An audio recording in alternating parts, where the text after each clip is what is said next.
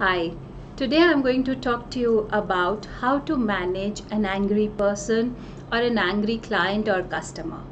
Most of the times, sales executives or we ourselves think that whenever someone has launched a verbal attack on us, the best way to appease that person, to settle the situation, is to give some logical reasoning, some argument, some analytical argumentation so that the person understands our perspective and is not much angry or does not launch that verbal attack at us or stops it.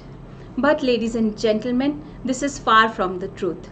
Rather, this strategy backfires to a great extent because the other person who has lost his or her cool, calm, composed demeanor is venting out his or her pent up emotions. He or she is not in a state to understand or to listen to any logic or reasoning.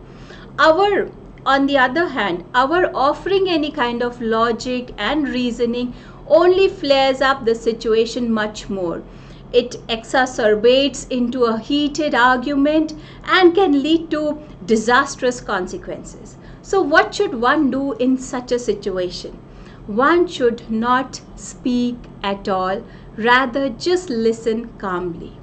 Because when a person is speaking an emotionally charged speech which is so disruptive, so detrimental for himself or herself also, he or she cannot continue for long.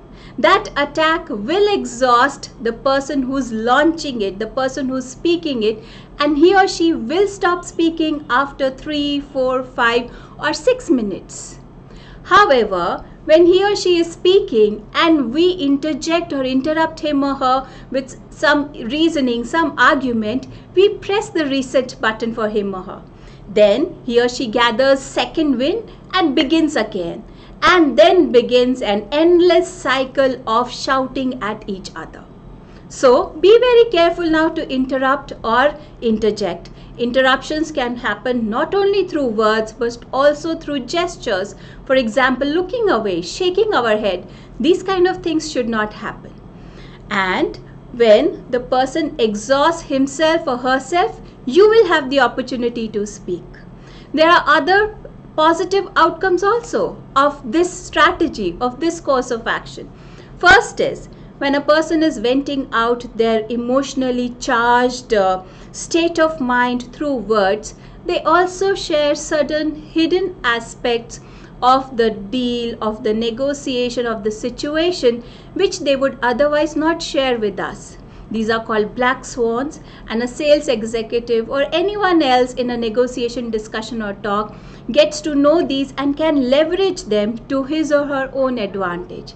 Secondly, by having given into an emotional response and coming across as emotionally unstable, the customer or the client or the other person has put himself or herself in a lower position as far as power play is concerned in negotiation talks or sales talks.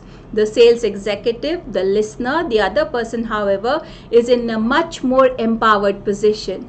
And from this empowered position, he or she is in a position to dictate the terms of the discussion, of the talk, of the deal. So I hope this strategy is something that you can adopt in real life situations, both professionally and personally, and benefit from them. Thank you.